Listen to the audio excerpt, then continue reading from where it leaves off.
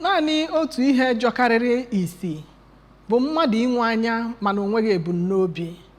Nke a bụ nke sitere n'ọnụ otu onye kpuru isi bụ Maazị Chinemeze Austin oge ọ bịara kpọtụrụ onyeisi ụlọọrụ Anambra Broadcasting Service ABS Sachido Obidiegwu.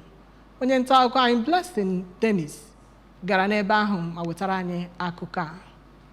Maazị Austin bụ onye nke si Ụmụọba Anam nke dị n'okpuru ọchịchị Anambra East Council nke dị na Anambra State, bụ onye dere akwụkwọ nke akpọrọ Transformation of Mathematics for Senior Secondary School nke emepụtara ya na afọ 2021. Akwụkwọ ahụ bụ nke ewepụtara iji nye ụmụ akwụkwọ ezi usoro nke dị na mgbakọ na mwepụ. Onye dere akwụkwọ ahụ bụ onye nke wetara Bachelor na Master of Science nzere nke dị na mgbakọ na mwepụ nke o wetara ya na Mahadum Maiduguri. Ka ọ na-akọwa nsogbu ya, ka Maazị Austin kwuru na akwụkwọ ahụ bụ nke were ya afọ 10 iji depụta, ma kwuo na mgbe o kpuru isi bụ mgbe ọ nọ na ngalaba 29 nke akwụkwọ ahụ, mana ka o si nwee mmụọ nke mgbakọ na mwepụ makwa iji akwụkwọ ahụ wee kụziere ụmụaka nọ na mgbakọ na mwepụ ka o ji dezie akwụkwọ ahụ. O kwukwara na ihe mere o ji kpuo isi bụ site na anya ọ na-ene na igwe kọmputa mgbe ọ na-ede akwụkwọ ahụ. Onye